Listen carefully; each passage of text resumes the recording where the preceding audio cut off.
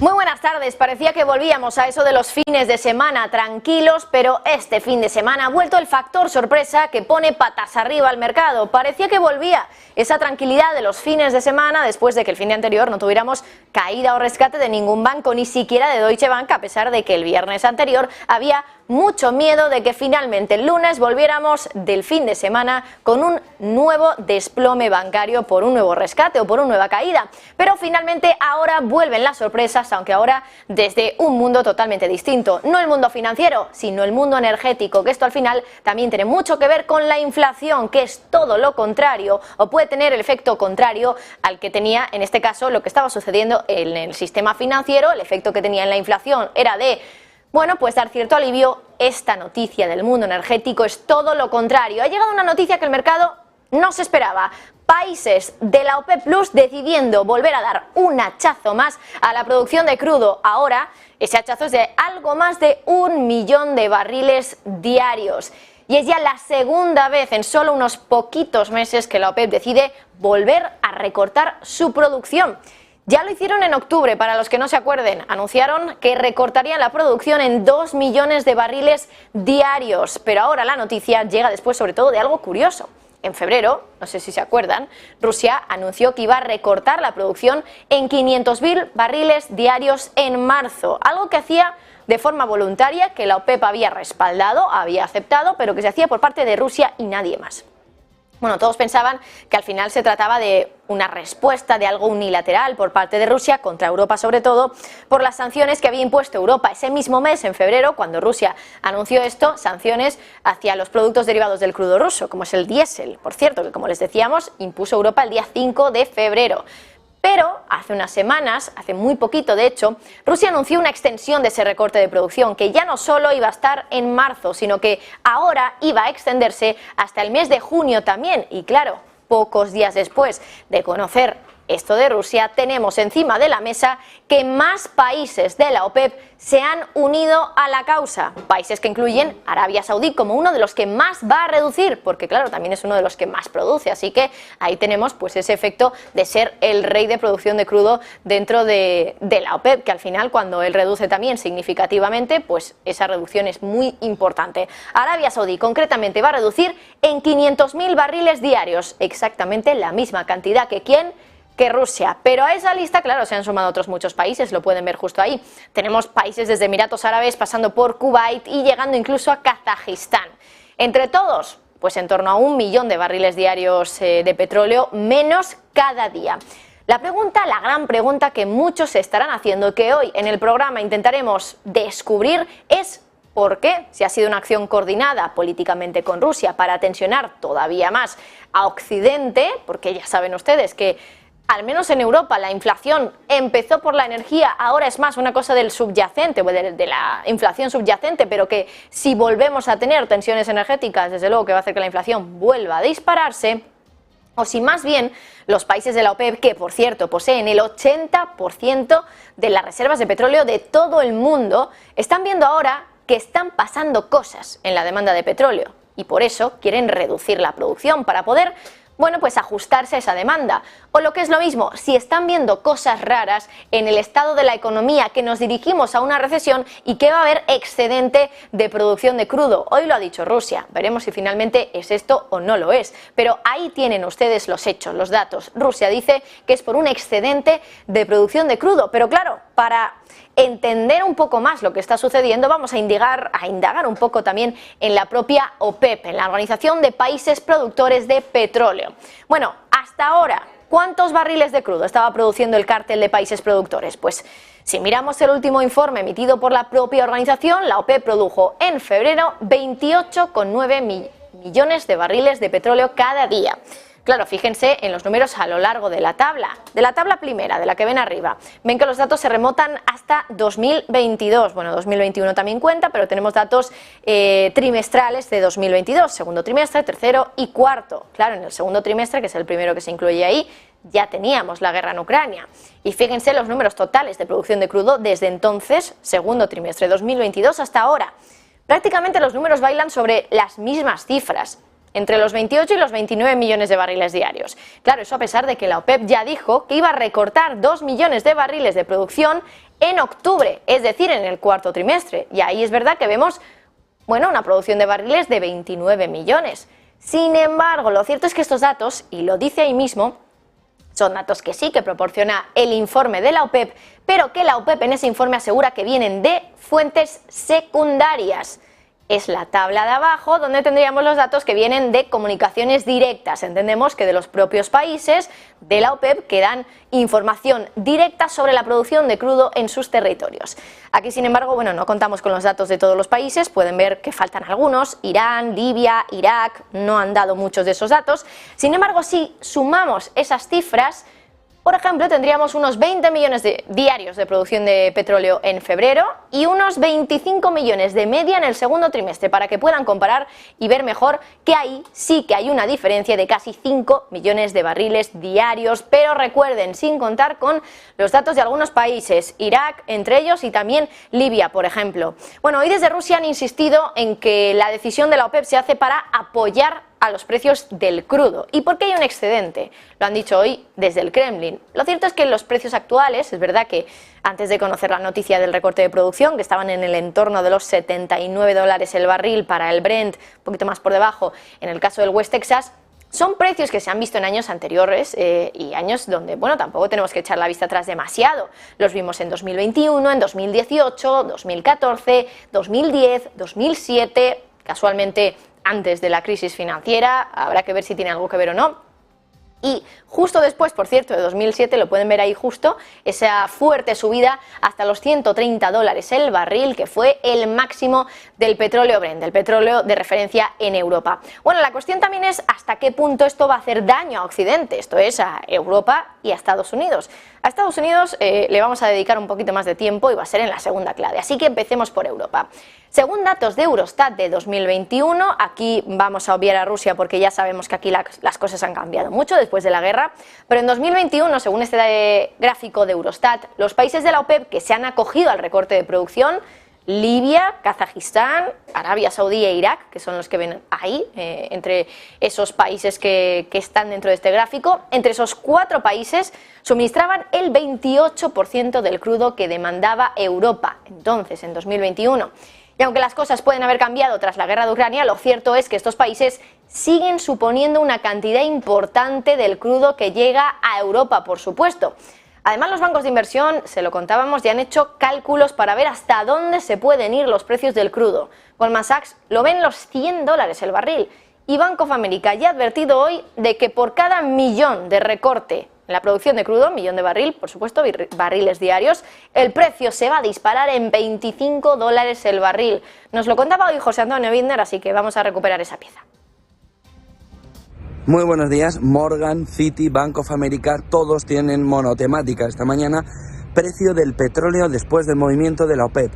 Dice Bank of America, el movimiento por cada millón de barriles diarios de petróleo que ponga la OPEP de recorte encima de la mesa será entre 20 y 25 dólares. Dice Goldman Sachs, este cambio es un cambio profundo de modelo.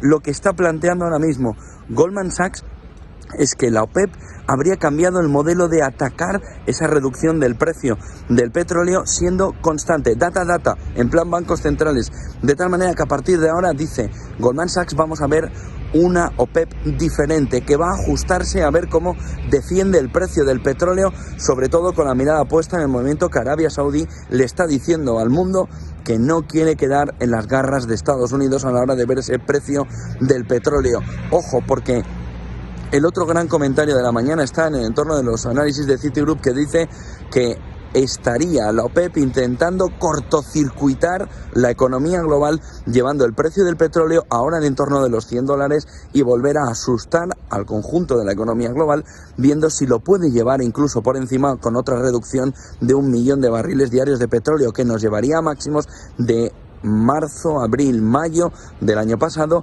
donde ese precio del petróleo se disparó en torno de los $130. Dice, si finalmente la OPEP juega data, momento a momento, y Estados Unidos no reacciona, la opción de la OPEP sería de otro recorte de 1 millón de barriles de petróleo, parecido al de los más de 500 mil que puso Rusia en las últimas semanas para marzo y que ha continuado en el mes de abril, Y ojo, porque ese movimiento nos dejaría con una variable que ahora mismo teníamos prácticamente descartada, el precio del petróleo por las nubes. Cortocircuito, 20-25 dólares por cada millón de reducción de barriles diarios de petróleo y una fotografía en la que la gran banca privada en todo el mundo está anunciando un cambio de modelo de la OPEP. Ahora van a actuar partido a partido, modelo Simeone, modelo bancos centrales.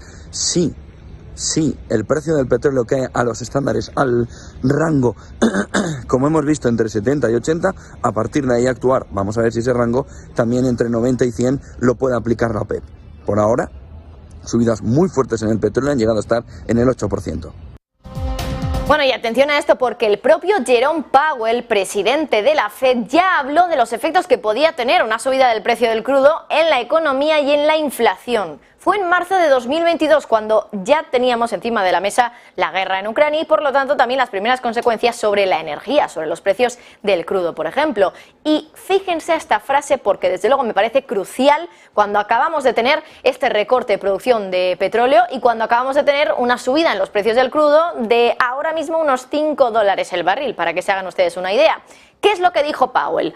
Powell dijo, atención, por cada 10 dólares que suba el precio del petróleo, esto va a desencadenar en una subida de la inflación del 0,2% y también en un golpe al crecimiento del 0,1%. Esto es cada 10 dólares que sube el precio del barril. Si ahora mismo estamos en una subida de en torno a 5 dólares el barril, esto implica que según la regla de Powell estaríamos hablando de una subida de la inflación de la mitad. No 0,2, porque 0,2% es para una subida de los precios del crudo de 10 dólares el barril. Si estamos hablando de 5 dólares, estaríamos hablando de una subida en la inflación de 1/10. Y esto parece que no, pero ya puede suponer un problema para la Fed. Ya saben ustedes que siempre que tenemos datos de inflación, cada décima cuenta. Y si la inflación o el dato de IPC sale 1/10 por debajo o por encima del dato esperado, ahí los mercados pueden cambiar de celebrarlo por todo lo alto a sufrir un colapso absoluto ese mismo día, el día que conocemos el dato de inflación, porque eso puede cambiar también la visión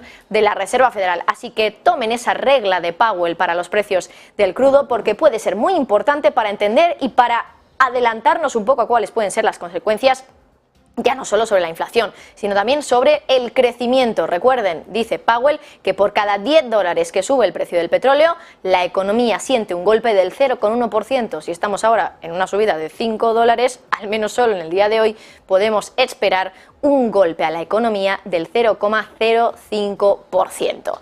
Vamos ya a la siguiente clave de la jornada que tiene mucho que ver con todo esto. Les decíamos que íbamos a analizar un poquito más la relación de Estados Unidos con lo ocurrido con el recorte de petróleo por parte de la OPEP.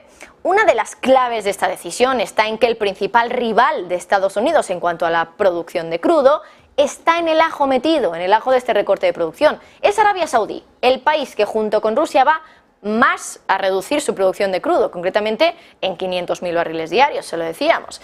Arabia Saudí, que la semana pasada, también se lo contábamos aquí, cerró un mega acuerdo de suministro de crudo con China y que ya ha dicho que está dispuesta a empezar a comerciar ese petróleo con el gigante asiático en yuanes y dejar de usar los petrodólares, que al final son los que también dan esa posición hegemónica al dólar de Estados Unidos.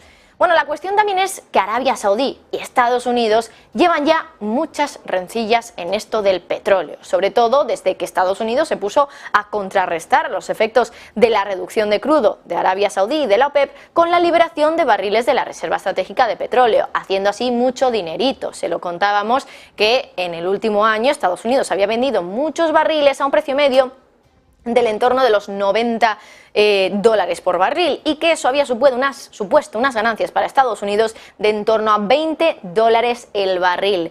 Hoy Financial Times, el diario británico, podría haber dado en el clavo de la razón de este recorte de la OPEP.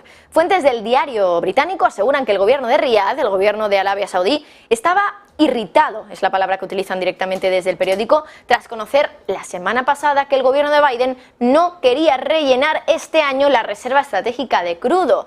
Claro, se lo contábamos hace días aquí en Las Claves. El problema de Joe Biden es que es verdad, ha hecho mucho dinero con la liberación de barriles de la Reserva Estratégica de Petróleo. ¿Y por qué lo ha hecho? Pues básicamente porque el petróleo estaba muy alto, los precios estaban pues como les decíamos, el año pasado llegaron a estar en torno a los $100 el barril, así que Biden aprovechó para hacer caja, vender barriles y hacerlo encima diciendo que lo iba a hacer para aumentar la oferta y por lo tanto bajar los precios, pero así se llevaba un dinerito bastante importante por esa venta que estaba haciendo a unos precios muy elevados. Claro, luego está la otra parte de la ecuación, sí hay que vender, pero lo hay que rellenar de nuevo esas reservas estratégicas de petróleo. ¿A qué precio? Pues claro, a eso estaba esperando Joe Biden, a que los precios cayeran, pero que cayeran quizá más. Y la semana pasada les contábamos que la secretaria de Energía de Estados Unidos había dicho que podía llevar años rellenar esas reservas y que este año no lo iban a hacer, que en 2023 no se iba a empezar a comprar petróleo para rellenar las reservas estratégicas de Estados Unidos. Claro, esto podía haber sentado muy mal a Riad, muy mal a Arabia Saudí, porque era a ellos a quienes les iban a comprar esos barriles. De hecho, Estados Unidos ya le había asegurado a Arabia Saudí que iban a recurrir a ellos para rellenar esas reservas estratégicas cuando los precios cayeran. Y si no recuerdan mal ustedes, Estados Unidos, como les decíamos, ha estado vendiendo barriles de crudo a más de $90 el barril, cuando ahora estaban en el entorno de los 75, con lo cual los precios sí que han caído. A diferencia de lo que ha dicho Estados Unidos, que no han caído tanto como para empezar a rellenar esas reservas. Sí que han caído, pero claro, Estados Unidos dijo la semana pasada que no iba a rellenarlas este año, cuando ahora los precios estaban en el entorno de los $80. Esto puede haber irritado, como dice Financial Times, a Arabia Saudí, y quién sabe si quizá también haber influenciado a que Arabia Saudí ahora decida hacer este recorte de producción de crudo para fastidiar todavía más a Estados Unidos y disparar los precios del petróleo, para que si ahora decían que no lo querían comprar, pues que lo tengan que comprar en el futuro, pero quizá a unos precios todavía más elevados.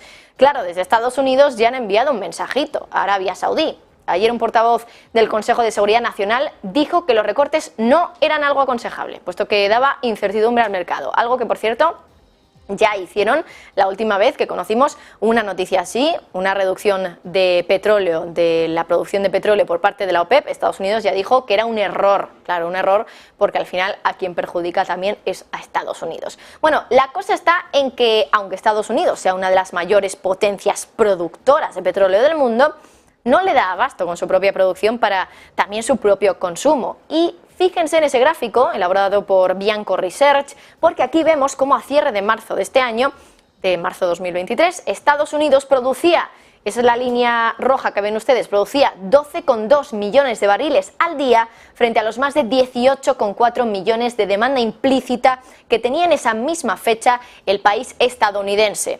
O lo que es lo mismo, Estados Unidos necesita al resto de potencias productoras para cumplir con su demanda y, por lo tanto, esos recortes de crudo de la OPEP y su consecuente efecto sobre los precios del crudo también podrían afectar a la economía de Estados Unidos. La cosa es hasta qué punto esto es algo programado contra Estados Unidos por las afirmaciones que tuvo la semana pasada, afirmando que no iban, básicamente por interpretárselo a ustedes, a comprar crudo de Arabia Saudí para rellenar sus reservas, que ya lo harían en otro momento. Y claro, la cuestión también es si realmente va a salir alguien ganando con todo esto o quién va a salir también perdiendo, porque ya sabemos que sin petróleo no se puede vivir. Europa lo ha intentado, ha hecho todo lo posible por prescindir del crudo de Rusia, por centrarse en las renovables, pero esto es algo que lleva mucho tiempo y mucho dinero, porque cambiar de un mundo centrado en los petrodólares a uno centrado en la energía limpia cuesta mucho y es muy lento. Y en ese arduo camino, desde luego, mientras tanto los precios del crudo ya pueden estar por las nubes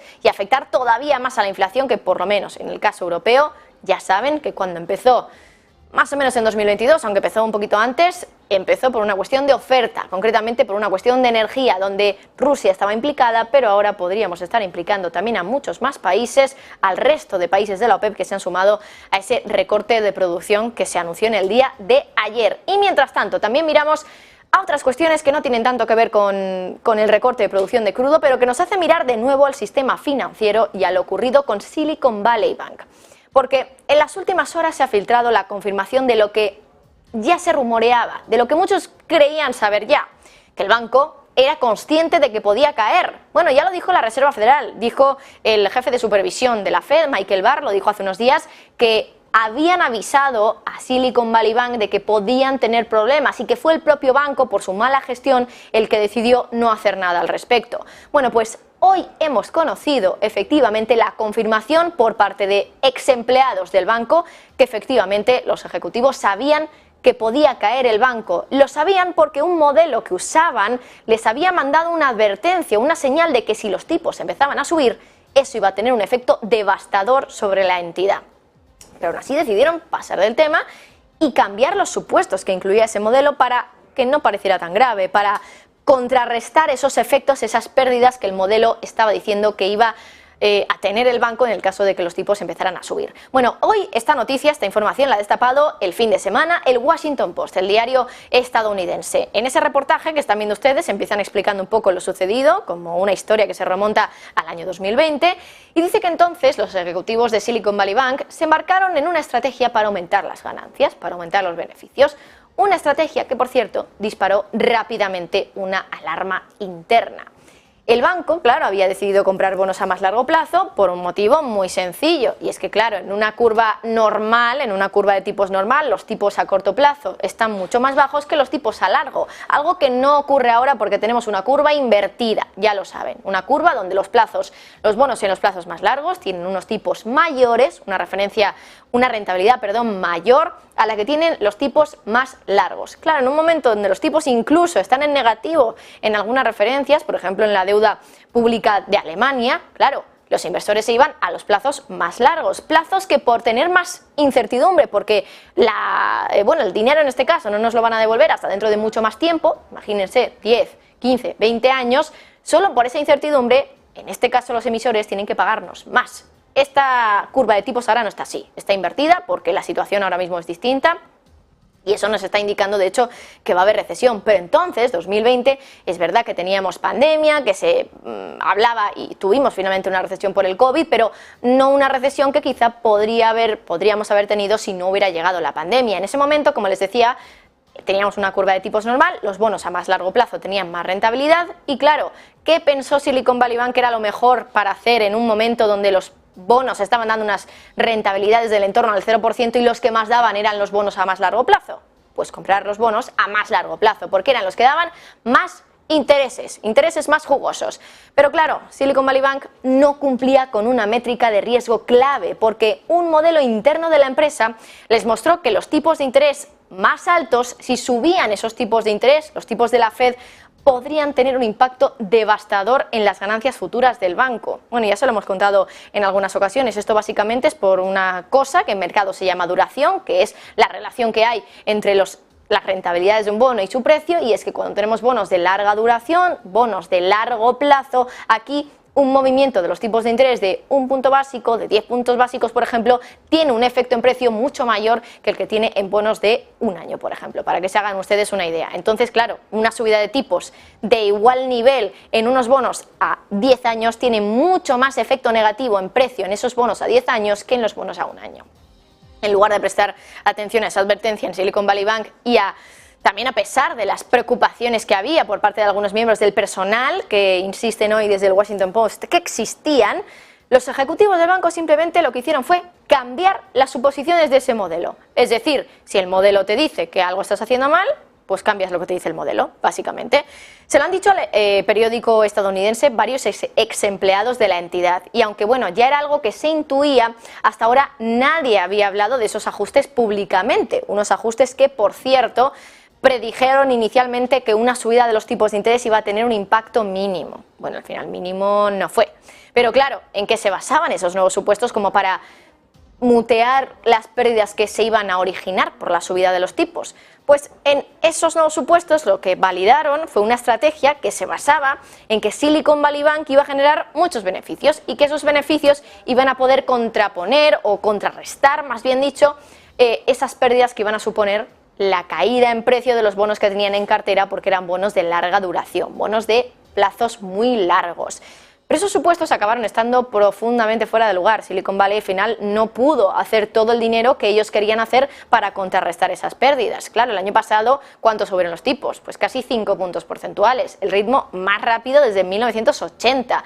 Y mientras tanto, los clientes de Silicon Valley Bank, ya saben, empresas tecnológicas, habían entrado en un momento caótico tras la pandemia. En la pandemia todo fue, bueno, de color de rosa, pero luego llegó la hora de la verdad. Llegó la hora en la que la tecnología que había sido tan necesaria en pleno COVID empezaba a serlo menos por el simple hecho de que la gente dejaba de estar tanto tiempo en sus casas. Es decir, mix perfecto para que los clientes de Silicon Valley Bank retiraran efectivo mucho más rápido de lo que esperaban los ejecutivos bancarios. Bueno, la historia de la caída de Silicon Valley Bank ya no se la voy a contar, ya se la saben, así que vamos a volver al pasado de nuevo porque uno de los ex empleados consultados por el Washington Post asegura que la gerencia del banco, los que sabían, los directivos, siempre quisieron contar una historia de crecimiento en el banco. Y dicen también estos ex empleados que cada trimestre había presión para generar más y más beneficios, unos beneficios que últimamente no estaban llegando, que hicieron que Silicon Valley Bank tuviera que salir al mercado a decir queremos una ampliación de capital y que el mercado se oliera algo raro y sucediera todo lo que finalmente sucedió. Bueno, pues con esto acabamos esas claves de la tarde.